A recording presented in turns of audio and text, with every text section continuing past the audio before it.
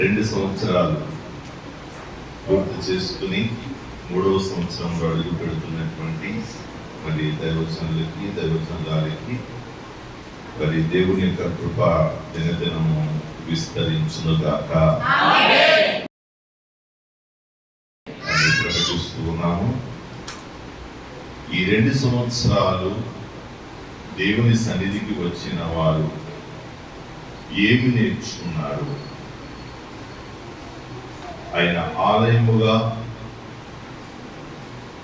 ఉన్న ఈ స్థలానికి లేదా ఆయన సన్నిధిగా పిలువబడుతున్నటువంటి ఒక 2-3 కూడి ఉన్న స్థలాన్ని ప్రభు యొక్క సన్నిధిగా ఆయన భావిస్తూ ఉన్నాడు.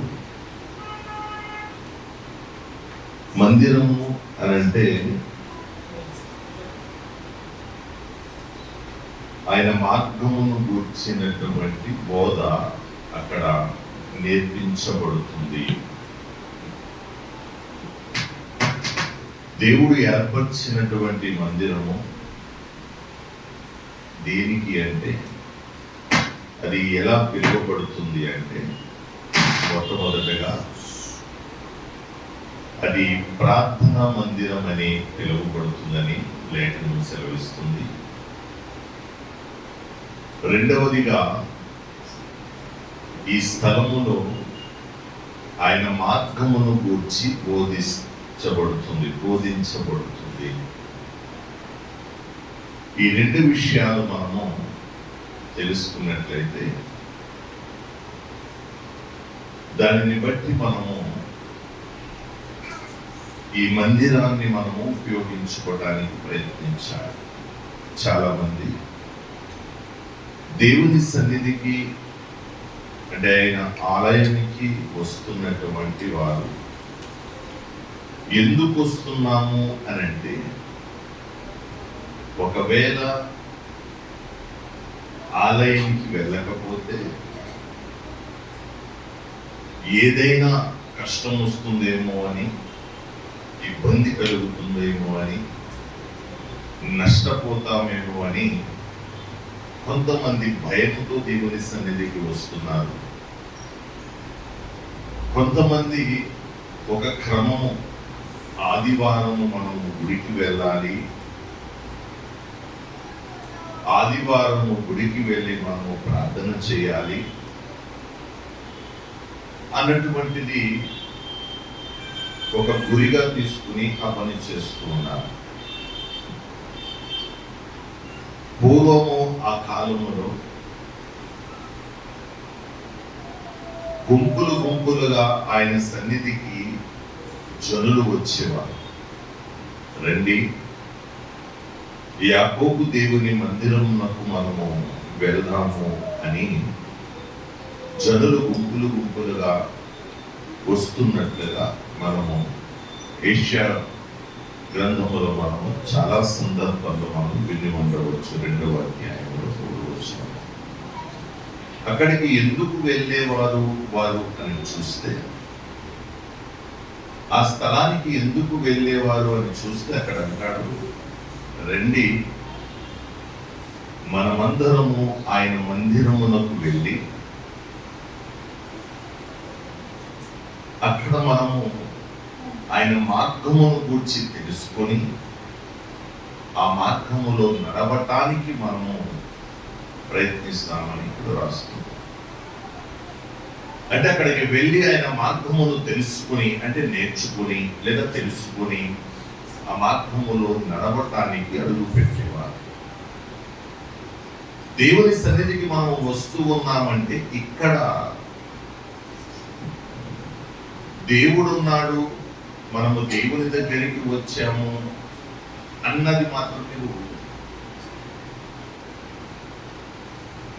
చాలా మంది దేవుని దగ్గరికి వచ్చిన ఫీలింగ్ వచ్చేస్తుంది, గుడికి వచ్చేసరికి. దేవుని దగ్గరికి చేరటానికి మార్గమును బోధిస్తుంది ఈ స్థలం.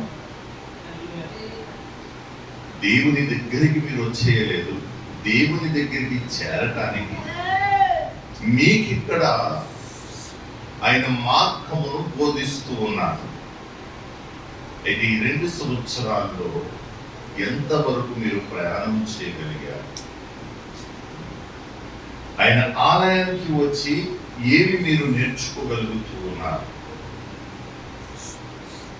మనకి కష్టం వచ్చినప్పుడు, ఇబ్బంది కలిగినప్పుడు, బాధ కలిగినప్పుడు, నిందలు వస్తున్నప్పుడు, అవమానాలు కలుగుతున్నప్పుడు దేవుని సన్నిధికి వెళ్ళి మోకరించి ప్రార్థన చేయడానికి స్థలమును ఏర్పరచనని ప్రభు మాట్లాడుతుంది. కాబట్టి ఒకటి, నీ శ్రమలను గురించి నీవు ఒంటరిగా సంఘముతో కలిసి ప్రార్థన చేసుకోవడానికి స్థలం ఏర్పాటు చేయబడితే, రెండవది ఆయన మార్గమును తెలుసుకుని ఆయన దగ్గరికి చేరటానికి, ఇక్కడ బోధించబడుతున్నటువంటి బోధ వినటానికి మిమ్మల్ని ప్రభు ఆహ్వానిస్తున్నాడు. ఇస్తున్నాను. ఎంతమంది దేవుని మాట విని ఆ మాటను నడవగలుగుతున్నారు? ఒకసారి ఆలోచించండి. ఈ దేవుని స్థలము, ఆయన ఏర్పరిచిన ఈ స్థలం ఎటువంటిదంటే పరిశుద్ధమైన స్థలం. ఎందుకనంటే ఇక్కడ ఆయన వాక్యమును ప్రచురించడం జరుగుతుంది. అంటే వాక్యము అనంటేనే దేవుడు అన్నటువంటి మాటను మనం ఎప్పుడు కూడా మర్చిపోకూడదు. ఆయన దగ్గరికి వెళ్ళటానికి బోధిస్తున్నటువంటి ఆ బోధకుడుగా వచ్చేది కూడా ప్రభువే అన్న సంగతి కూడా మర్చిపోకూడదు. కానీ ఆయన దగ్గరికి చేరటానికి ఒక మార్గాన్ని ఆయన చూపిస్తున్నాడు. ఆ మార్గంలో మనం వెళ్ళగలిగితే మన జీవితంలో లేని కానీ పొదుపు కానీ ఎప్పుడు కూడా మనం చూడలేము. అందుకే ఆయన ప్రతి ఒక్కరిని చూస్తూ ఉన్నాడు, ప్రతి ఒక్కరిని కనిపెడుతూ ఉన్నాడు. కాబట్టి మనము దేవుని సన్నిధికి వచ్చేటప్పుడు పరిశుద్ధముగా మనం ఆయన సన్నిధికి రాగలిగితే మనకి మంచిది. ప్రసంగిలో ఒక మాట రాస్తారు చూడండి, 5వ అధ్యాయములో 1వ వచనం ఏమంటున్నాడు? ఒకసారి మనం నీవు దేవుని మందిరమునకు పోవునప్పుడు నీ ప్రవర్తన జాగ్రత్తగా చూసుకొను. బుద్ధిహీనులు అర్పించినట్లుగా బలి అర్పించుట కంటే సమీపించి ఆలకించుట శ్రేష్టం. వారు తెలియకయే దుర్మార్గపు పనులు చేయుదురు. దేవునికి స్తోత్ర. హల్లెలూయా. నీవు దేవుని మందిరమునకు పోవునప్పుడు నీ ప్రవర్తన జాగ్రత్తగా చూసుకొను. ఈ దినము దేవుని సన్నిధికి వస్తున్నటువంటి మీరు ఏ విధమైన ప్రవర్తన కలిగి ఆయన సన్నిధిలో అడుగు పెడుతున్నారో మొట్టమొదటగా దాని గురించి మనం మాట్లాడుకుందాం. దేవుని సన్నిధికి వచ్చిన మనము ఏ ఆలోచనతో వస్తున్నాము, ఏ కోరికతో వస్తున్నాము, ఏ తలంపులు కలిగి మనము దేవుని సన్నిధిలో కనపడుతున్నాము. దేవుని సన్నిధికి వచ్చేటటువంటి మనము అపవిత్రతతో రాకూడదు. మనలో చెడు అన్నది పెట్టుకోకూడదు. ఒకరి మీద ద్వేషం అన్నది ఉండకూడదు. ఒకరి మీద కోపం అన్నది మనకు ఉండకూడదు. శత్రుత్వం అన్నది మన దగ్గర ఉండకూడదు. అయోగ్యత అన్నటువంటిది మన జీవితంలో ఈ మాత్రం కూడా ఉండకూడదు అన్నటువంటి సంగతిని గుర్తుపెట్టుకోవాలి. దేవుని సన్నిధికి వచ్చే వారందరూ కూడా భక్తులు కాదు. దేవుని సన్నిధికి వచ్చినటువంటి ప్రతి ఒక్కరూ ఆయన బిడ్డలు కాదు. దేవుని సన్నిధికి వస్తున్నటువంటి వారు కొంతమంది నటన చేస్తున్నారు, కొంతమంది ఆశతో వస్తున్నారు, కొంతమంది కోరికలు కలిగి వస్తున్నారు. దేవుని సన్నిధికి వచ్చినటువంటి వారు ఆయన ఇష్టపడినట్లుగా నేర్చుకోవడానికి ఎవరూ రావటం లేదు. నేర్చుకోవటానికి నీవు దేవుని సన్నిధికి వస్తే ప్రభు నీకు నేర్పిస్తాడు. కానీ నీవు నేర్చుకోవటానికి కాదు. ఒకవేళ నేర్చుకునేటటువంటి ఆలోచనే నీకు ఉంటే గద్దించినప్పుడు ఆ గద్దికి లోపడతారు. నీతో మాట్లాడుతున్నప్పుడు ఆ మాటల్ని మీరు అంగీకరిస్తారు. ఆ మాటలను బట్టి మీ జీవితాన్ని నడిపించుకుంటారు. కానీ ఈరోజు చూస్తే వాక్యం వినినట్లుగానే ఉంటారు, దేవుని బిడలగా వచ్చినట్లుగా వస్తారు. ఆయన అంటాడు, అందుకే ఇదిగో వారు వస్తున్నారే, నీ దగ్గరికి వస్తున్నారు చూడు, వారు ఎవరు అంటే నా బిడ్డలైనట్లుగా నీ దగ్గరికి వస్తారు, నీ దగ్గర కూర్చుంటారు, నీ మాటలు వింటారు. అయితే దానిని బట్టి ఏమాత్రము కూడా అనుసరించి నడవదు అని ప్రభు తన బిడ్డతో మాట్లాడుతున్నాడు, ప్రవక్తతో లేదా భక్తులతో మాట్లాడుతున్నాడు. నా జనులైనట్లుగా వచ్చి నీ ఎదుట కూర్చుంటారు, నీ మాటలు వింటున్నట్లుగా ఉంటారు, కానీ ఏ మాత్రము దానిని బట్టి అనుసరించి నడవరు. ఈ దినము మిమ్మల్ని అడుగుతూ ఉన్నాను, ఈ మాట మనకి ఏమైనా వర్తిస్తుందా? ఈ మాట ఏదైనా మనకి వర్తిస్తుందా? మనము కూడా అలాగే దేవుని సన్నిధికి వచ్చినప్పుడు మన ప్రవర్తనను చూసుకోకుండా ఏ మాత్రము కూడా మనము భయము లేకుండా ప్రభు సన్నిధికి మనం వస్తున్నామేమో, పాపం అన్నది మన హృదయంలో నుంచి తీసివేయకుండా బయటి నుంచి ఏమాత్రము కూడా భయం లేకుండా లోపల అడుగు పెడుతున్నామేమో ఒకసారి ఆలోచించి మన జీవితాన్ని కొద్దిగా నడిపించుకుంటే బాగుంటుందని నా ఉద్దేశం. 2 సంవత్సరాలు అయినప్పటికీ 2 సంవత్సరాలలో ఎన్నో ఆలోచనలు మనకు వచ్చి ఉండవచ్చు. ఒకటి, దేవుని సన్నిధికి వచ్చి మనము ఏం పొందాము అన్న ఆలోచన మీకు రావచ్చు.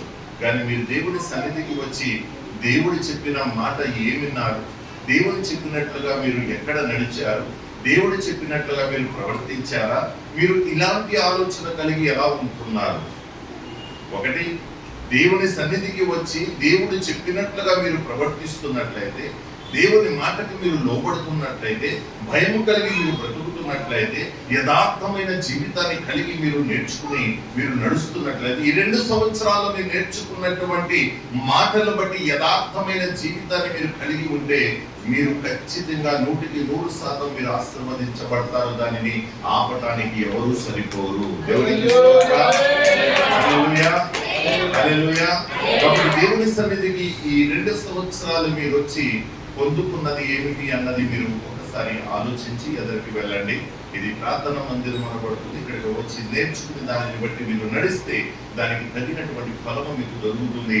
ఇదిగో దేవుని సన్నిధికి వచ్చినప్పుడు ఒక భయం కలిగి మీరు దేవుని సన్నిధిలో అడుగు పెడితే బాగుంటుంది. ఎందుకో తెలుసా, మోషే ప్రభు దగ్గరికి వచ్చినప్పుడు ఇదిగో ఆగన్నాడు. ఎందుకు ఆగమన్నాడు తెలుసా? ఇది పరిశుద్ధమైన స్థలము, నీ కాళ్ళకున్న చెప్పులు విడిచిపెట్టి నా దగ్గరికి రా అని పిలిచాడు.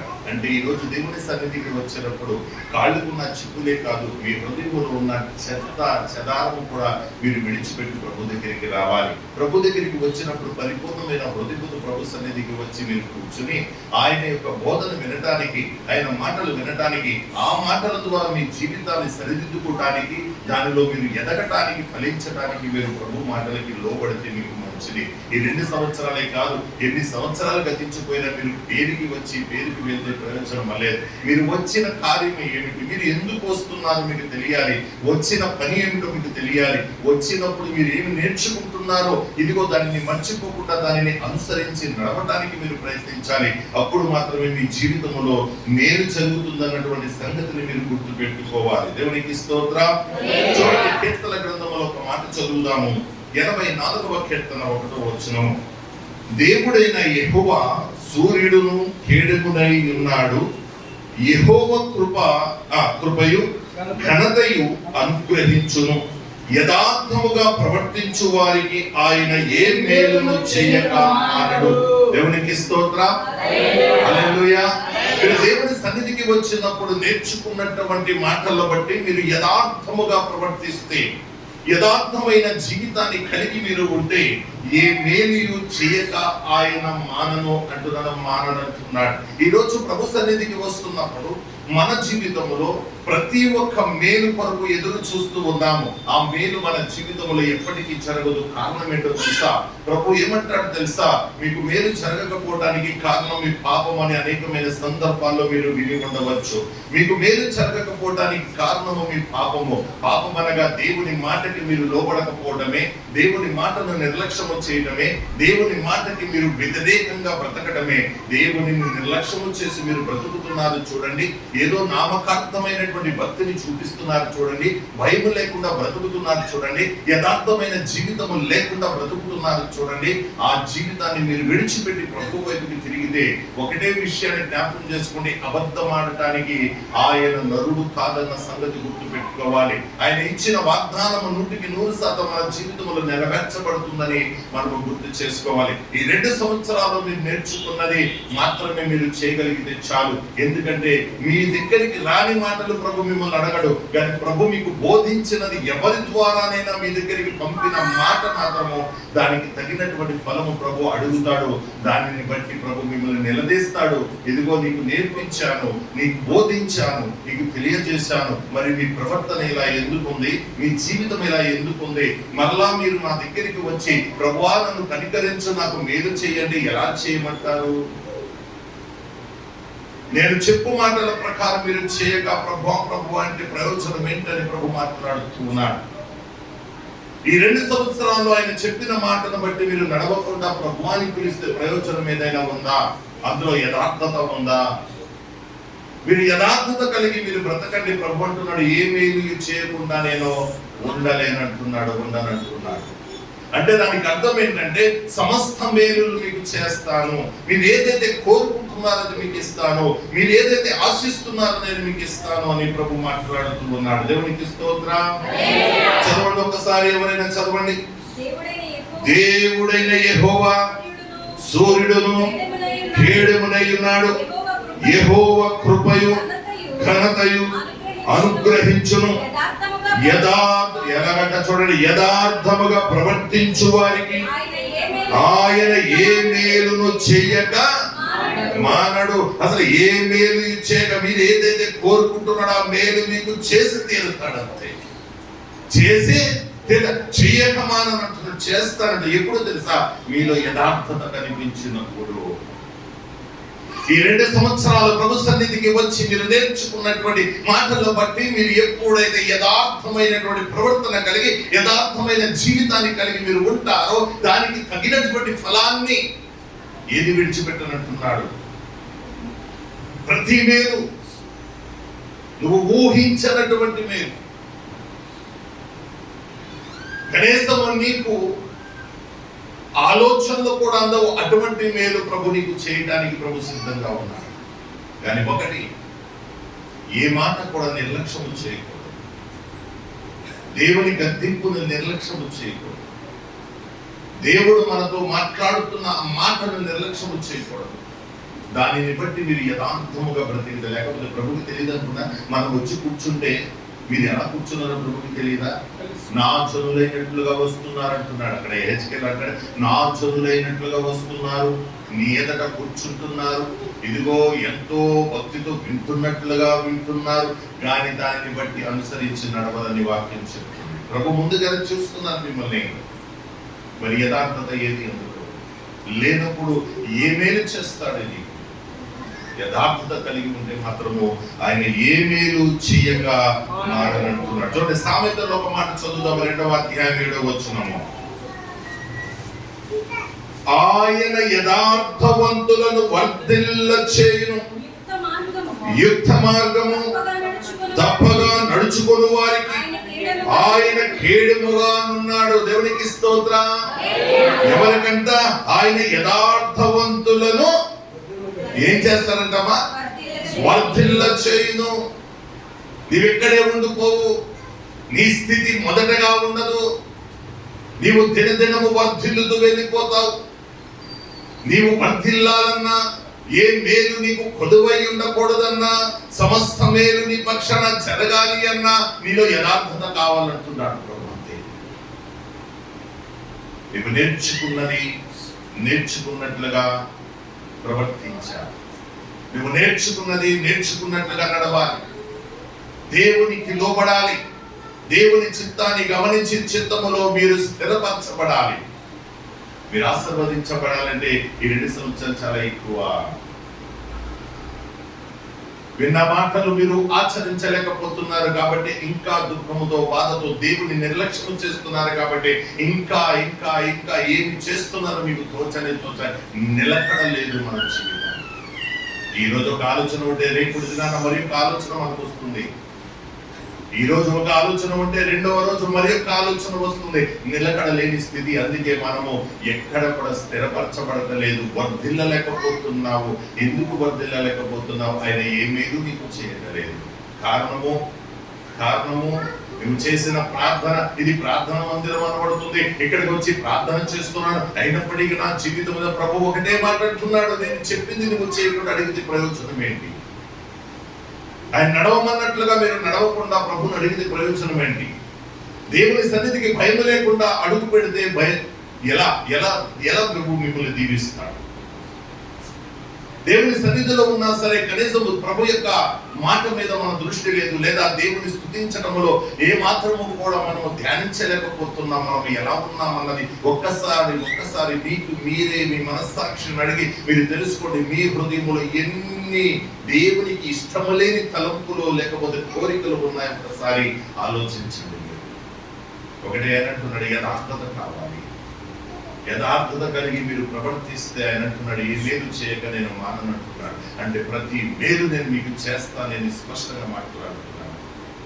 యథార్థమైన ఫలము మీరు ఉండాలి అంటే ఆయన చెప్పింది చెప్పినట్లుగా, ఆయన చూసినా చూడకపోయినా, ఆయన ఎదట ఉన్నా లేకపోయినా, సన్నిధిలో ఉన్నా, మీరు రహస్యమైన స్థలంలో ఉన్నా, ఎక్కడ ఉన్నా ఒక భయంతో మీరు బ్రతికితే ఆ దీవెనలు అన్నది మీరు పొందుకుంటారు. దేవుని సన్నిధికి ఎందుకు వస్తున్నారో తెలుసా? నేను దేవుని దగ్గరికి వచ్చే, అయ్యా మీరు రెండమ్మా దేవుని దగ్గరికి, మీరు ఆశీర్వదించబడతారు, అసలు దుఃఖమే ఉండదంటే మేము వచ్చాము కదా అయ్యా దుఃఖం ఎక్కువైపోయింది అంటారు. ఇక్కడికి వస్తే దేవుని దగ్గరికి వచ్చినట్టు కాదమ్మా, దేవుని దగ్గరికి రావడానికి మార్గం నేర్పిస్తున్నాడు ఇక్కడ. అంతే. ఆయన దగ్గరికి వెళ్ళడానికి శ్రమలు వస్తాయి, కష్టాలు వస్తాయి, ఇబ్బందులు వస్తాయి, నిందలు, అవమానం ఎన్నెన్నో మీ ఎదుటికి వస్తాయి. వాటిని అన్నింటిని జయించుకుంటూ నీవు వస్తే ప్రభు దగ్గరికి చేరతావు. అప్పుడు నీ జీవితంలో ఏ కుదువ ఉండదు. వస్తున్నారు అంటే ఖచ్చితంగా ఈ సంవత్సరం మనము ఒక భక్తితో, ఒక భయముతో, ఒక పరిశుద్ధతతో దేవుని సన్నిధిలో అడుగు పెట్టండి. వచ్చిన తర్వాత పరిశుద్ధమైనటువంటి ఆత్మ లేకపోతే పరిపూర్ణమైన హృదయంతో మీరు ప్రార్థించండి.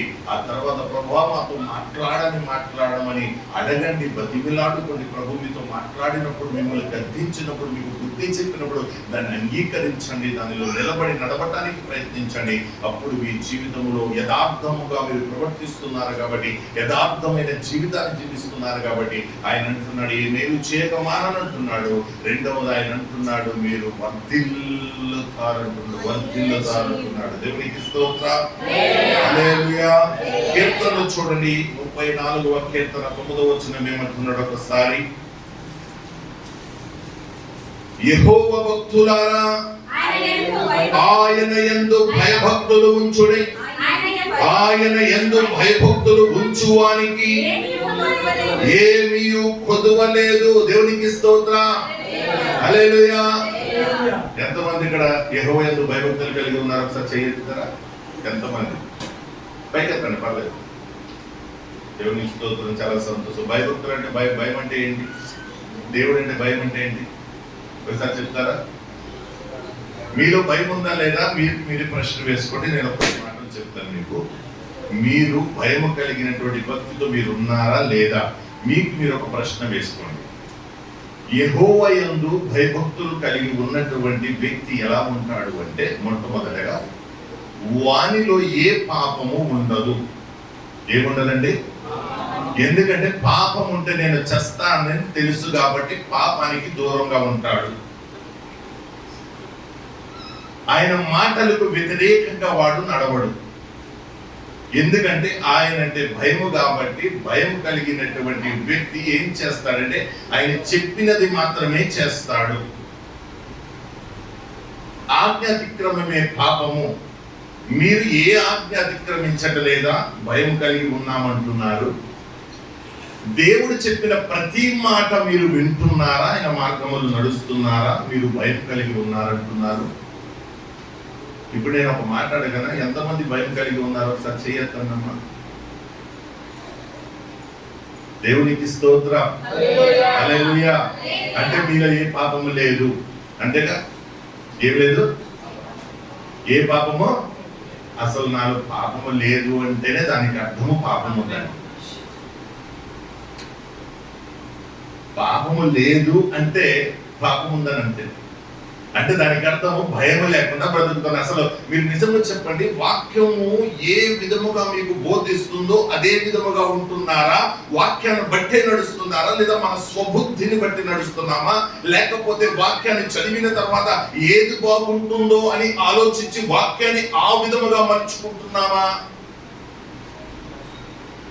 చెప్పండి, ఎలా నడుస్తున్నాము? వాక్యాన్ని మనకు అనుకూలంగా తిప్పుకుంటున్నామే కానీ వాక్యానికి అనుకూలంగా మనం మారట్లేదు ఎక్కడ కూడా. అయినప్పటికీ అందుకే మనం అందరం భయం కలిగి ఉన్నామని ఎందుకంటాము తెలుసా? ఒకని నడతలు వాడి దృష్టికి నిర్దోషముగా కనిపిస్తూ ఉన్నాయి. దేవునికి స్తోత్రం. మన నీతి అంట దేవుని ఎదుట మురికి గుట్ట వంటిది. హల్లెలూయా, హల్లెలూయా. మురికి గుట్ట వంటిది. ఈరోజు భయమే మనలో ఉంటే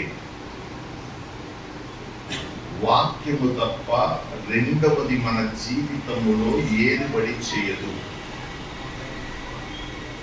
ప్రతి క్షణము ప్రతి సమయములో ఒక భయముతో బ్రతికే వారు, నేనెక్కడైనా మాటల్లో మాట తూలుతున్నానేమో, నా చూపు ద్వారా ఎక్కడైనా నేను వ్యభిచారం చేస్తున్నానేమో, నా ప్రవర్తన ద్వారా దేవునిని నేను ఎక్కడైనా చులకన పరుస్తున్నానేమో, ఇదిగో నేను జీవిస్తున్నటువంటి జీవితాన్ని బట్టి లేదా నా యొక్క మాటను బట్టి నేను ఎవరైనా బాధ పెడుతున్నానా, లేకపోతే అపవిత్రమైన మాటలు నా నోట నుండి ఏదైనా నేను మాట్లాడుతున్నానేమో, లేకపోతే కోపం వచ్చినప్పుడు ఒకలాగా, ద్వేషిస్తున్నప్పుడు ఒకలాగా, ప్రేమిస్తున్నప్పుడు ఒకలాగా మనం ప్రవర్తిస్తూ ఉన్నట్లయితే మనము ఏమాత్రం యోగ్యత కలిగి లేమో. ఖచ్చితంగా నేను చెప్పే మాట ఏమిటంటే, నాలో ఏ పాపము లేదని ఎవ్వరూ చెప్పలేదు ఇక్కడ. ఒకవేళ మీరు చెప్తుంటే నేను మిమ్మల్ని కొన్ని ప్రశ్నలు వేస్తాను, మీరు చెప్పండి. దొరకదు. మనము పాపమును ఒప్పుకోవాలేమో, తెలుసో తెలియకు మనం ఏదో లోపము చేసి ఉండవచ్చు. ప్రభువా, నేను పాపిని, నన్ను క్షమించని బ్రతికిలాడుకో. అది యథార్థమైనటువంటి పరిస్థితి. ప్రభుని బతికిలాడుకోండి. లేదు నాలో ఏ తప్పు లేదని అంటే నువ్వు ఎప్పటికీ బాగుపడలేదు.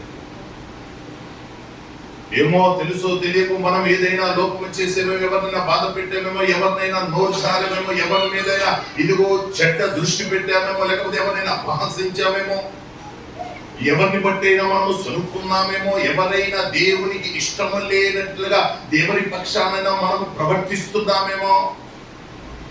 ఒకసారి ఆలోచించండి. మీకు తెలియచేయాల్సిన అవసరం లేదు, మీరందరూ చాలా బలమైనటువంటి బిడ్డలుగానే ఉన్నారు. ఎందుకంటే ఎన్నిసార్లు మనము దేవుడి గద్దించిన మనము లోబడతలేదు అంటే చాలా బలంగా ఉన్నారు. దేవుని కన్నా దేవుని ఎదుట మనం ఎలా ఉన్నామంటే, దేవునికి స్తోత్రం. దేవుని సన్నిధికి వచ్చేటప్పుడు మొట్టమొదటిగా ఆయన అంటున్నాడు, మీ ప్రవర్తన జాగ్రత్తగా చూసుకున్నాం. దేవుని బయటికి సన్నిధి దగ్గరికి అక్కడే నిలబడి పరిశుద్ధమైన స్థలంలో అడుగు పెట్టే ముందు అక్కడ నిలబడి, ప్రభువా అని నీ పాపములన్నీ కూడా ఒక్కొక్కటి గుర్తుపెట్టున్నాడు. ప్రార్థన చేసి బయటే విడిచిపెట్టి మీరు పరిపూర్ణంగా లోపలికి రండి. లోపలికి వచ్చిన తర్వాత మీ మనస్సు, మీ తలంపు, మీ కోరిక అన్నీ కూడా ఇక బైబిల్ మీద మాత్రమే, దేవుని మీద మాత్రమే ఉండాలి. ఇక్కడ కూర్చుని ఒకవేళ ఆరాధన నడుపుతున్నా, ఆరాధనలో ఎవరైనా వస్తే మన ఆరాధనలో చూస్తూ కూడా వారిని చూసి సైకిల్ చేస్తూ, వారిని చూసి అన్ని మనం చేసుకునేవాడు. అన్ని మనసు ఎక్కడ ఉంది? దేవుని స్తుతించే మీద ఉందా? ఇప్పుడు ఎక్కడ ఉంది చెప్పండి? సైకిల్ తోటి మాట్లాడేస్తూ ఉంటాం. ఎవరైనా మంచి బట్టలు వేసుకొచ్చారు, పాటలు పాడతానే హల్లెలూయా స్తుతి మహిమ, బట్టలు బాగున్నాయి. లేదా పాటలు పాడతానే అంటే ఏంటమ్మా? అందరికీ తెలుసు, చెప్పడానికి కొద్దిగా అంటే ఎవరైనా మనం సైక్ చేస్తే చాలు, లేదా కళ్ళతోటి అన్నం వెంటనే వెళ్ళిపోతుంది. పాట పాడుతున్నాము కానీ మనసంతా ఎక్కడో దేవుని సన్నిధికి వస్తున్నాము, ఆరాధిస్తున్నాము, వాక్యము వింటున్నాము అంటే కరెక్ట్గా వాక్యం వినే సమయానికి ఏదో ఒకటి ఇలాంటిది జరుగుతుంది. అపవాది మన పక్షానే ఉంటుంది, మన పక్కనే ఉంటుంది. అది ఏం చేస్తుందంటే మిమ్మల్ని ఏమాత్రం ఎదగనివ్వకుండా మిమ్మల్ని ఆపడానికి వాడు ప్రయత్నిస్తున్నాడు. కాబట్టి ప్రభు చెప్తున్నటువంటి మాటను మీరు జ్ఞాపకం చేసుకోండి. యథార్థమైన జీవితాన్ని కలిగి మీరు బ్రతకండి. యథార్థమైన ప్రవర్తన మీకు ఉండాలి. భయం కలిగినటువంటి భక్తితో మీరు జీవించాలి. భయం కలిగినటువంటి భక్తి మీకు లేకపోతే చేయగలిగినటువంటిది ఏమీ లేదన్నటువంటి ఆలోచించండి. ఏమంటున్నాడు? ఏమీ కొదువ లేదు. ఎవరికి? ఈరోజు మనం అంటున్నాము నాకు భయం ఉంది, భయం కలిగిన భక్తి ఉంది అంటే దానికి అర్థం ఏంటంటే నాకు ఏ కొదువ లేదు. అంతేగా అమ్మా? మీకు అన్ని ఏ కొదువ లేదా? మీకు ఉందా? దేవుని సన్నిధిలో ఉన్నారు, అబద్ధం ఆడకూడదు. ఇప్పుడు చెయ్యెత్తిన వాళ్ళు అడుగుతున్నాను, మేము భయం కలిగి భక్తితో ఉన్నామంటున్నారు, మీకు ఏ కొదువ లేదా? ఉందా లేదా? ఉన్నవారు ఒకసారి ఏదో కొదువ ఉన్నవారు చెయ్యొద్దండి, ఒకసారి ఎత్తండి, పైకి ఎత్తండి కదా. మరి భయం కలిగి ఉన్నవారు ఏమైపోయారు? ఇక్కడ అంటుంది భయం కలిగినటువంటి వారికి ఏ కొదువ? అమ్మ చెప్పాలి, ఏ కొదువ ఉంది? ఇక్కడ ఉంది. ఇక్కడ అంటే మనం ఆలోచించాలి. ఇక్కడ వాక్యం ఏమంటుందో వాక్యాన్ని బట్టి మనం పోల్చుకుంటే మనలో భయము ఉందా లేదా, భయము కలిగిన భక్తి ఉందా లేదా, యథార్థమైన జీవితాన్ని కలిగి మనం ఉన్నామా లేదా, మనము ఎవరో ఒకరు చెప్పాల్సిన అవసరం లేదు, మనకి మనమే ఆలోచించాల్సిన అవసరం లేదు. వాక్యాన్ని చూస్తే చాలు. వాక్యాన్ని ఎదురు పెట్టుకుని దాని ఎదుట మీరు నిలబడి మీ ప్రవర్తనను దానితో పోల్చుకుని చూస్తే మీ జీవితం ఏమిటో, ఎంత పనికి మారినటువంటిదిగా మారిపోయిందో మనకు అర్థమైపోతుంది. ఎప్పుడైతే దేవుని వాక్యానికి మీరు లోపడతారో, ఎప్పుడైతే దేవుని వాక్యానికి మీరు లొంగుతారో, అప్పుడు మాత్రం మీ జీవితంలో ప్రవర్తనగా ఏ మేలు చేయక మాననంటున్నాడు. యథార్థమైన ప్రవర్తన మీకు కావాలి, యథార్థమైన జీవితం మీకు కావాలి. యథార్థముగా మీరు ప్రవర్తిస్తే తప్ప మీరు వర్తిల్లలేరు. భయం కలిగినటువంటి భక్తితో మీరు ఉంటే ఏ కుదువ ఉండదంటున్నాడు ఆయన. ఉంటే సమస్తము కూడా ప్రభు మీకు సమకూర్చి మీ ఎదుట పెడతాడన్నటువంటి సంగతిని మీరు గుర్తు పెట్టుకోవాలి. దేవునికి స్తోత్రం. ఏమీ కొదువ లేదు. చూడండి, కీర్తనలో ఒక మాట చదువుదాము. 85వ కీర్తన 12వ వచనం ఒకసారి. యెహోవా ఉత్తమమైన దాన్ని అనుగ్రహించును, మన భూమి దాని ఫలమిచ్చును. చాలా భూమి ఏం చేస్తుందంట? ఫలమిస్తుంది. ఇక్కడ ఏమంటాడు? యెహోవా ఎటువంటిది ఇస్తాడు మనకి? ఉత్తమమైనది యెహోవా మనకిస్తున్నాడు. మన భూమి మనకి ఫలమిస్తుంది.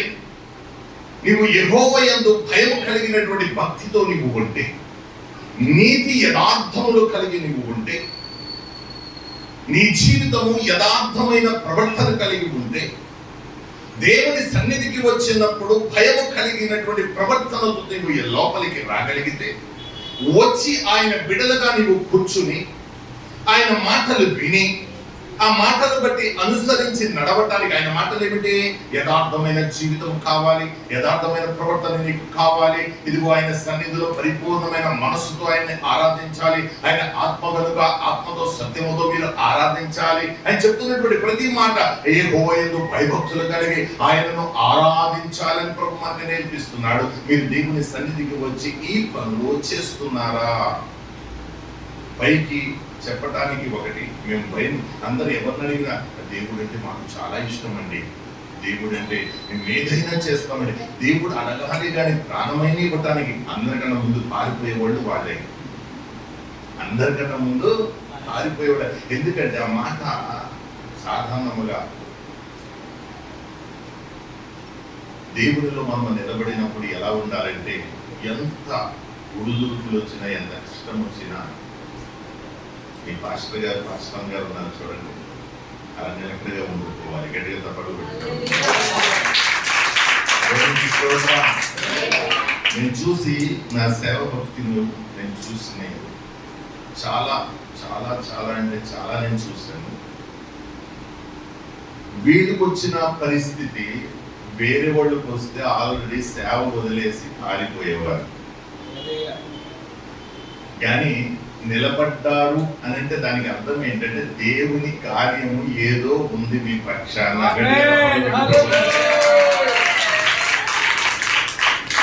నేను చెప్పేది మీకు, వాక్యము వినటానికి వచ్చినప్పుడు వినండి. వినటం అంటే కేవలం ఆలకించటము కాదు, ఆచరించటము. వినటం అంటే మీరు ఆచరించినట్లయితే అది మీకు ఫలాన్ని ఇస్తుంది. కేవలము విని విడిచిపెడితే ఏ ఫలము మీకు రాదు. ఎలాంటి వాక్యం మీకు చెప్పేవారు వచ్చినా, ఎలాంటి వాక్యం మీకు బోధించినా ఆ వాక్యాలని చెవులో విని చెవు నుంచి విడిచిపెడతారు. కానీ వాక్యం అన్నది మీ దగ్గరికి వచ్చినప్పుడు ఎవరైతే దాన్ని పట్టుకోగలుగుతారో, దాన్ని భద్రం చేసుకోగలుగుతారో, దాన్ని బట్టి ఎవరైతే జీవితాన్ని జీవించడానికి ప్రారంభిస్తారో వారి జీవితంలో మేలు జరుగుతుంది. అందుకే ఈ రోజు నుంచి మనం ఏం చేయాలి అంటే భయం కలిగిన భక్తిని, యథార్థతను మనం నేర్చుకోవాలి.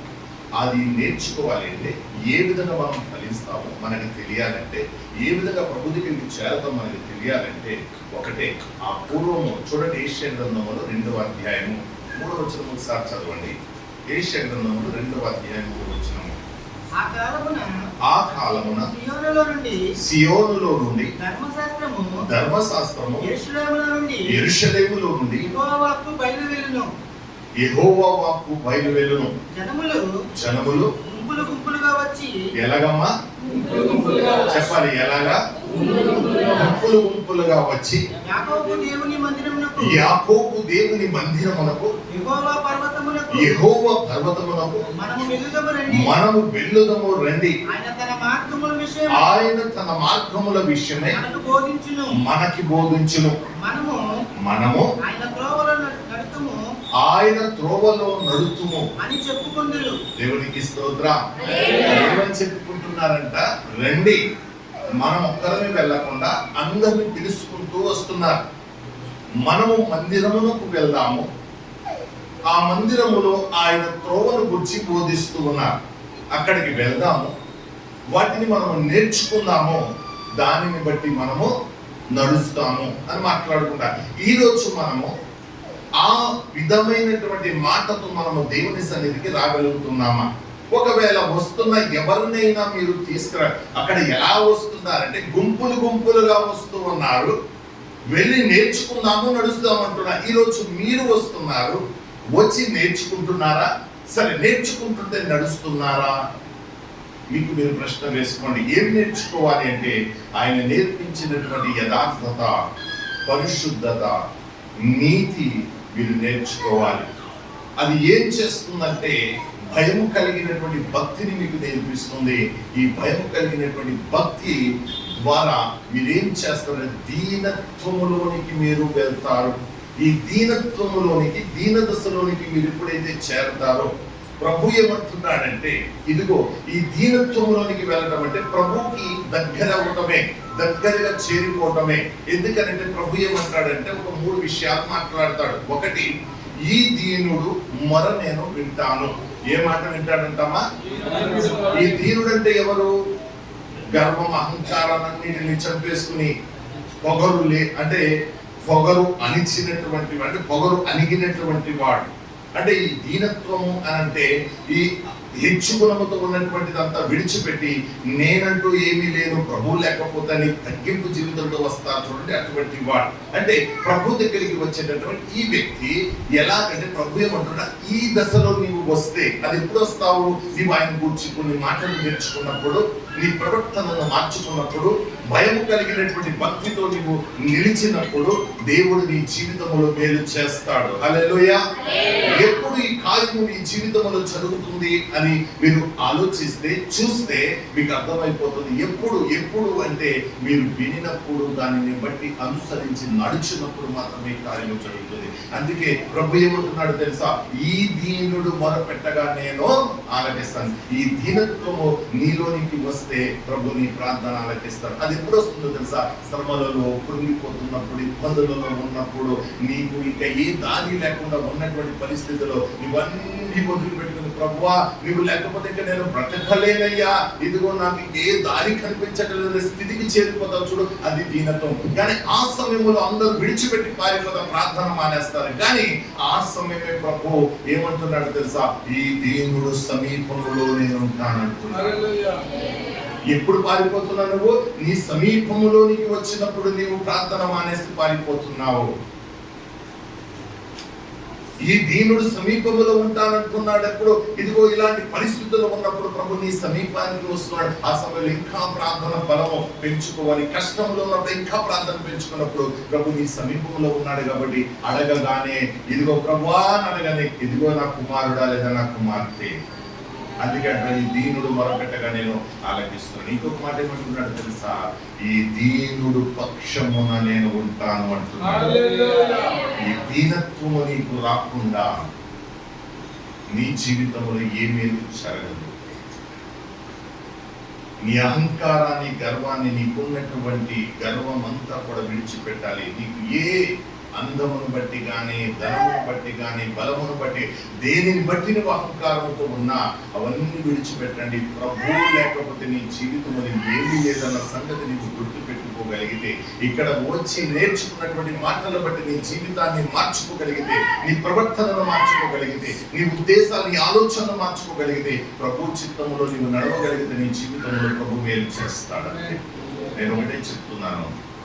దేవుని సన్నిధికి వస్తున్నారు కానీ మార్పు లేదు. మార్పు అన్నది మనలో కావాలి. అది ఎప్పుడు సాధ్యం అంటే ఆయన వాక్యానికి నీలో చోటు దొరికినప్పుడు మాత్రమే. నీ హృదయంలో ఆయన మాటలకి చోటిస్తే ఆ మాటలు నేను మారుస్తుంది, ఆ మాటలు నేను బలపరుస్తుంది, ఆ మాటలు నేను బాగు చేస్తుంది, ఆ మాటలు నేను వర్ధిల్లింప చేస్తుంది. ఆ మాటలు నీకేమిపిస్తుందో తెలుసా? ఏమిపిస్తుందంటే ఏమేమియో నీకు చేయక మానదు అంటున్నాడు.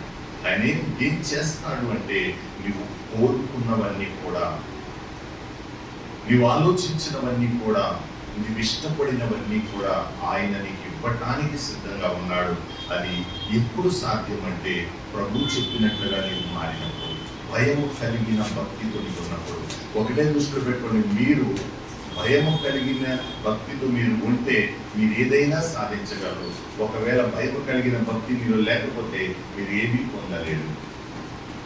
కారణం ఏంటంటే భయము కలిగి ఉంటే తప్పు మనం చేయము, పాపము చేయము, లోకం వైపుకి తిరగము. భయము కలిగిన భక్తి మనకుంటే వాక్యాన్ని విడిచిపెట్టము, మన సుబుద్ధిని ఆధారం చేయము. భయమే లేకపోతే మన సుబుద్ధిని ఆధారం చేసుకుని మనకి ఇష్టం వచ్చినట్టుగా మనం నడుస్తాము. ఈరోజు మీరే ఆలోచించండి. వాక్యం వింటున్నారు, సన్నిధికి వస్తున్నారు, అన్నీ చేస్తున్నారు, ఆరాధిస్తున్నారు, కానీ దేవుని వాక్యాన్ని బట్టి నడుస్తున్నారా? మీకు నచ్చినట్లుగా నడుస్తున్నారా? మీకు నచ్చినట్లుగా నడుస్తున్నారా? దేవునికి ఇష్టమైనట్లుగా మీరు నడుస్తున్నారా? మీకు మీరు ప్రశ్న వేసుకోండి. ఈ 2 సంవత్సరాల్లో మేము ఏం నేర్చుకోగలిగాము? లేదా మీరు మారినప్పటి నుంచి అనేకమైన సంవత్సరాల నుంచి మీరు మారి ఉండదు, అన్ని సంవత్సరాల నుంచి మీరు సన్నిధికి వెళ్తున్నా, మీరు ఏం నేర్చుకున్నారు? ఒకవేళ నేర్చుకుంటే ఏది? మీకు ఏ పొందు ఉండకూడదు కదా, మీకు సమస్త మేలు మీకు జరగాలి కదా, మీరు వర్ధిల్లుతూ ఉండాలి కదా.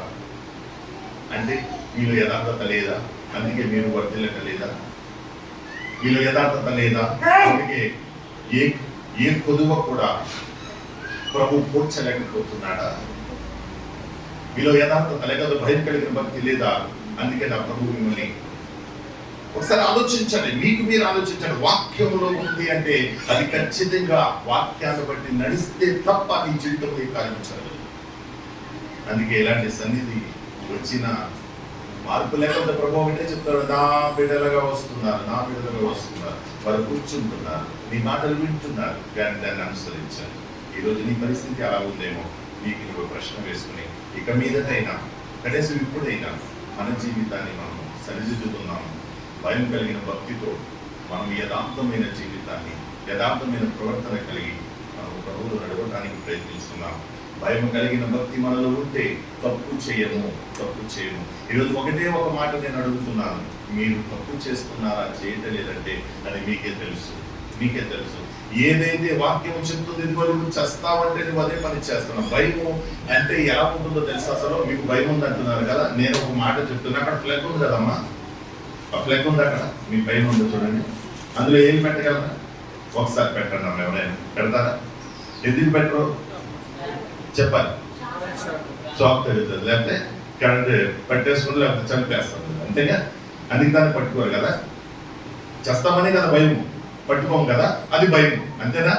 ఈరోజు అబద్ధం ఆడితే మీరు ఎక్కడ పడేస్తారు మిమ్మల్ని? అగ్నిగుండములో. అబద్ధికులందరూ అగ్నిగుండములో పారవేయబడుతున్నారు అంటున్నాడు కదా. మీరు అబద్ధం ఆడతారా? ఆడరా చెప్పాలి అమ్మా. అబద్ధం ఆడకూడదు ఒక్కరోజు కూడా, అసలు గడవదు ఒక్కరోజు కూడా. ఇప్పుడు భయం ఉందంటారా లేదంటారా? ఈ కరెంటుకున్న భయం కూడా దేవుడు అంటే భయం లేదు మనకి. కరెంటులో ఏది పెడితే చేస్తాం, అసలు దానికన్నా భయంకరమైనటువంటి అగ్నిలో పారవేసిన ప్రభు వారితో ఉంటే ఏం జరగలేదు. కానీ మనము దీనికి భయపడుతున్నాం, కానీ భయపడవలసిన వారికి భయపడటలేదు మనం. మళ్ళీ చెప్తున్నాము, భయం కలిగిన బట్టి ఉందంటారా అమ్మ? ఉందా భయము? లేదు కదా. ఇప్పుడు దేవునికి స్తోత్రం, హల్లెలూయా. ఇది మీరు తెలుసుకోండి. నిజంగా ప్రభు ఇది వద్దు అన్నాడంటే దాని జోలికి నీకు వెళ్తున్నావంటే భయం లేదు. ఇది చూడొద్దు అన్నప్పుడు నీకు దాన్ని చూస్తున్నావంటే భయం లేదు. నీ ఎదుట ఉన్న వ్యక్తి నువ్వు ప్రేమించలేకపోతున్నావు అంటే నీకు భయం లేదు. నీకు ఎవరైనా శత్రువు ఉన్నాడంటే నీకు భయం లేదు. అంటే శత్రువుగా ఉన్న వారిని కూడా ప్రేమించాలని, వారిని కూడా మిత్రులుగా చేసుకోమని బైబిల్ చెప్తుంది. ఈ రోజు చేసే ప్రతి పనిని కూడా మీరు చూస్తే ఖచ్చితంగా దేవునికి వ్యతిరేకముగానే నడుస్తున్నాం. దేవునికి వ్యతిరేకంగా నడుస్తూ నాకు భయం ఉంది దేవుడు అంటే అని ఎవరికి చెప్తున్నారు? ఎవరికి చెప్తున్నారు చెప్పండి? నిజముగా మనకి భయం ఉంటే మనం ఏం చేస్తాం అంటే వాక్యమును వెతికి వాక్యమును బట్టి మాత్రమే నడుస్తాం. రెండోది ఏమంటాం తెలుసా? మనం ఎంత దేవునిలో ఎంత భయం కలిగిన భక్తిలో ఉండి దేవుడితోనే ఉంటాడు. చాలా మంది ఉంటారు, నేను నాలోనే దేవుడు ఉన్నాడు. ఎవరున్నారు? మీరు ఎప్పుడైనా అనుభవిస్తారా దేవుడు నాలో ఉన్నాడని? ఎప్పుడైనా అనిపిస్తారా మీకు? దేవుడు నన్ను నడిపిస్తున్నాడు, దేవుడు నన్ను విడిచిపెట్టాడు, ఎప్పుడు అన్ని విషయాలు నన్ను ఆదుకుంటాడు అనిపిస్తుందా? అనిపించదా? ఖచ్చితంగా అనిపిస్తుంది కదా. అనిపిస్తుంది అనిపించదమ్మా? అనిపిస్తుంది కదా. అనిపించినప్పుడు ఒక్కసారి నేను చెప్పిన మాట కూడా గుర్తుపెట్టుకుంటే, నిజంగా దేవుడు మీలో ఉంటే పాపం చేయదు కదా. పాపం అంటే ఏంటి? ఆజ్ఞాతిక్రమం, ఆయనకు దూరంగా ఉంటాం, ఆయన నిర్లక్ష్యం చేయడం చేస్తున్నారా? ఆలోచించండి ఒకసారి. అసలు మీలో ఉండి ఆయన పాపం చేయిస్తాడా? మీలో ఉండి లోకాన్ని చూస్తారా? మీలో ఉండి లోకం వైపుకి ఆకర్షించబడి వెళ్ళిపోతారా? మీలో ఉండి మీ స్వబుద్ధిని ఆధారం చేసుకుంటాడా? మీలో ఉంటే అసలు మీదంటూ ఏమి నడవదు. దేవుడే మీలో ఉంటే మీదంటూ నడవదు. చాలా మంది అంటారు, స్త్రీలు ఎక్కువగా సన్నిధికి వస్తూ ఉంటారు, పురుషులు రారు. వాళ్ళని అడిగితే ఏమంటారు తెలుసా? అమ్మ మీరు వెళ్ళండి నా గుండెలో ఉన్నాడు దేవుడు అంటా ఉంటారు. అసలు గుండెలోనే దేవుడు ఉంటే నువ్వు ఎక్కడ ఉంటావు తెలుసా? పనుల్లో కాదు, దేవుడి సన్నిధిలో ఉంటావు. దేవునికి స్తోత్రం, హల్లెలూయా. దేవుడి సన్నిధి ప్రభు మన కొరకు సిద్ధపరిచారంటే మన అదృష్టవంతులు. కాకపోతే ఏమిటో తెలుసా? నిర్లక్ష్యం మనలో ఉంది, భయం లేని జీవితం మనకు ఉంది, యథార్థమైన జీవితం మనలో లేదు. మన స్వబుద్ధిని బట్టి మనం నడుస్తున్నామే కానీ వాక్యాన్ని బట్టి మనం నడవలేకపోతున్నాం. వాక్యాన్ని బట్టి ఒక్కసారి అడిగి వేసి చూడండి, వాక్యాన్ని బట్టి మీరు అడుగు వేసి చూడండి, వాక్యాన్ని బట్టి మీరు నడిచి చూడండి. వాక్యమును బట్టి మీరు ఎప్పుడైతే ఎదరికి అడుగు వేస్తారో మీ జీవితంలో అద్భుతాలు, వాక్యంలో లిఖించబడినటువంటి ప్రతి ఒక్కటి మన జీవితంలో 100% జరుగుతుంది. జరగకపోతే అడగండి. మనము అలా లేకుండా ప్రయోజనాలు ఏడుస్తూ ప్రార్థన చేసేస్తారు చాలా మంది, కన్నీరు కారుస్తూ ప్రార్థన చేసేస్తారు. ఎలా తెలుసా? ఎక్కెక్కి పడి ఏడుస్తారు. మళ్ళీ ఆమెను అన్నాం అనుకోండి, ఆ ఏడుపు తెలియదు, దొంగేడుపు. ఎక్కెక్కి పడి ఏడిస్తే ఎవరిదైనా ఏడుపు వెంటనే ఆగుతుందా? అమ్మ వెంటనే ఆగిపోతే, ఆమెను అనగానే ఆగిపోతా, వెంటనే ప్రైజ్ లాట్ అంటారు. ఎక్కడి నుంచి వచ్చేసింది నవ్వు? ఏడిచేవారు క్షణంలో వారికి నవ్వు రాదు. ఆ ఏడు పాపుకోవడానికి కనీసం కళ్ళలో చూడలేదు, తుడుచుకుంటూ ఉంటారు, ఏడుస్తూ ఉంటాడు వాడు. అదే నిజముగా దేవునికి కనెక్ట్ అవుతే అలా ఉంటుంది మనం. కానీ ఈరోజు మనం ఎలా ఉన్నాం ఒకసారి ఆలోచించండి. నటన చేస్తున్నామా? దొంగేడి పేరుస్తున్నామా? దేవుని సన్నిధికి వచ్చి ఎవరేమనుకోండి, నేను ప్రార్థన ఎలా చేశాను అడుగుతూ ఉంటారు కొంతమంది. నేను ప్రార్థన ఎలా చేశాను అని నువ్వు ఎవరికి మనుషులు చూపించడానికా ప్రార్థన చేసేది? నీకు వచ్చిన రాకపోయినా 2 ముక్కలు ప్రభువుకి మాత్రం మీరు చెప్పే మాట నువ్వు పలుకుతున్నావంతే, అది ప్రభు వింటున్నాడంతే. మనుషులు అడగటం ఏంటి? నేను ఎలా ప్రార్థన చేశాను? హల్లెలూయా. అసలు ప్రతి ఒక్కటి కూడా మీరు ఆలోచించండి. ప్రతి ఒక్కటి మీరు ఆలోచించి ఎదురుకు వెళ్ళడానికి ప్రయత్నించడం మీ జీవితంలో మీరు జరుగుతుంది. దేవుడు మీకు అద్భుతాన్ని చేస్తారు. మీరు వర్ధిల్లుతారంట. మీకే మేలు చేయకుండా ఉండని అంటున్నాడు. సమస్త కార్యములు మీ పక్షాన చేస్తానంటున్నాడు. మిమ్మల్ని రక్షిస్తానంటున్నాడు. ఆయన మిమ్మల్ని ఆదరిస్తానంటున్నాడు, ఓదారుస్తానంటున్నాడు, చేయబట్టుని నడిపిస్తానంటాడు, మిమ్మల్ని చక్కని ఉంటానంటున్నాడు. కానీ ముందు ఆయన బిడ్డగా మారండి. మీరు పాపం పెట్టుకుని ఆయన బిడ్డగా ఎలా? శాపంలో ఉంటూ మనము ప్రభువా అని పిలిస్తే ప్రయోజనం ఏంటి? పాపము నీలో పెట్టుకుని ఎంత కన్నీరు కాలుస్తూ ఏడిచిన ప్రయోజనం లేదంటున్నాడు. ప్రభుని ప్రార్థన ఆలకించాలంటే నీలో పాపం ఉండకూడదు అంటున్నాడు. ముందు పాపాన్ని విడిచిపెట్టండి. మీలో ఉన్న ఇదిగో అపవిత్రతను తీసివేయండి. మీలో ఉన్నటువంటి దుష్టత్వం తీసి చెత్తని తీసేయండి. అప్పుడు ప్రభు దగ్గరికి రండి, ప్రార్థన చేయండి. మీ ప్రార్థన ప్రభు ఆలకిస్తాడు. మీరు ఏదడిగినా. ఎందుకంటే అహంకారాన్ని వదిలేశారు, సంపూర్ణ వదిలేశారు, ప్రభు యొక్క ప్రేమను గుర్తించారు, ఆయన మాటలను గమనిస్తున్నారు. మీ స్వబుద్ధిని కాకుండా వాక్యం ఇలా చెప్తుంది కాబట్టి నేను నడవాలి, కష్టమైన నష్టమైన నేను ఈ విధంగా నడుస్తున్నాను కాబట్టి ప్రభువు నా పైన కృప చూపిస్తాడని మీకు ఒక గురి, మీ ఆలోచన ఉండాలి. ఈరోజు దేవుని సన్నిధికి వచ్చారండి. ఈరోజు ప్రభు మీతో మాట్లాడుతున్నటువంటి ఈ మాట, కనీసం ఈ మాట మీరు పట్టుకోగలిగింది. భయం కలిగిన వ్యక్తి ఎలా ఉంటాడు మీరు అది తెలుసుకోండి చాలు. మీ మనస్సాక్షిని అడగండి. ఎవరో చెప్పాల్సిన అవసరం లేదు, ఎదుటి వ్యక్తులు చెప్పాల్సిన అవసరం లేదు. దేవుని సన్నిధిలో మీ ప్రవర్తన ఎలా ఉంటుంది? బయటకు వెళ్ళింది ఎలా ఉంటుంది? సన్నిధిలో ఎలా ఉంటుంది? బయటకు వెళ్తే ఎలా ఉంటుంది? ఇంట్లో ఎలా ఉంటుంది? సెంటర్కి వెళ్తే ఎలా ఉంటుంది? మీ ప్రవర్తన, మీ మాట తీరు మారిపోతుంది, మీ భాష మారిపోతుంది, మీ ఆలోచన మారిపోతున్నాయి. ఇక్కడేమో praise the lord brother, praise the lord sister, బయటికి వెళ్తే యారా పోరా. ఒకసారి ఆలోచించండి. మన యొక్క అసలు మనల్ని ఎలా నడిపిస్తుందో. వాడు మామూలుడు కాదు, మీ పక్కన ఉన్నాడు వాడు మిమ్మల్ని మోసగించటానికి. అందుకే నేర్చుకునే ప్రతి మాట, ప్రతి అక్షరమును మీరు నిర్లక్ష్యం చేయకుండా భద్రం చేసుకుంటే మీ జీవితం సరైపోతుంది. భయం కలిగిన భక్తి కావాలి, యథార్థమైనటువంటి ప్రవర్తన జీవితం. మీ స్వబుద్ధిని ఉపయోగించద్దు. వాక్యమును బట్టి మాత్రమే మీరు నడవండి. వాక్యముతో స్నేహం చేయండి, వాక్యముతో సహవాసం చేయండి, వాక్యానికి లోబడండి, వాక్యాన్ని ప్రేమించండి, వాక్యముతో మీరు నడవండి. మీ జీవితం అంతా కూడా మారిపోతుంది. కానీ ఎంత చెప్పినా మేమేం చేస్తాం తెలుసా? బయటికి వెళ్ళిన తర్వాత అప్పటికప్పుడు మారిపోలేదు, అప్పటికప్పుడు జరిగిపోలేదని. ఏదైనా కష్టం వస్తే నీతిని యథార్థతను వదలకుండా దాని నుంచి బయటికి రమ్మంటాడు. కానీ ఏదో ఒకటి చేసి ముందు బయటపడాలి. ప్రభు నన్ను కాపాడు. ప్రభు ఎందుకు కాపాడుతా? నేను ఆబద్ధ పెట్టి బయటికి రప్పిస్తాడా ప్రభు? మోసం చేసి బయటికి రప్పిస్తాడా ప్రభు? అలాగే చేయండి. ఆయన రాడా? అబద్ధాన్ని ఆశ్రయిస్తున్నామంటే అసలు భయం లేదు నీకు. అబద్ధాన్ని ఆశ్రయిస్తున్నామంటే సాతాను యొక్క బిడ్డవి నువ్వు. అపవిత్రతతో బ్రతుకుతున్నాడు. ఖచ్చితంగా సాతాను యొక్క బిడ్డగా నువ్వు బ్రతుకుతున్నావు. దానిని బట్టి నువ్వు నడుస్తున్నావు అంతే. ఈరోజు ప్రభు వద్దన్నది నువ్వు చేస్తున్నావు అంటే ఎవరి మాట విని నువ్వు చేస్తున్నావు నీకు నువ్వు ఆలోచించి మనస్సాక్షిని అడుగు.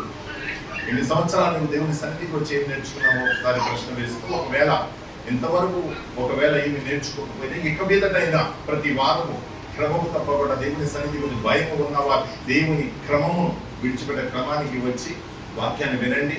దేవుని పరిపూర్ణమైన మనసుతో ఆరాధించండి. విన్నటువంటి మాట అంటే ఆలకించడము కాదు, వినటం అంటే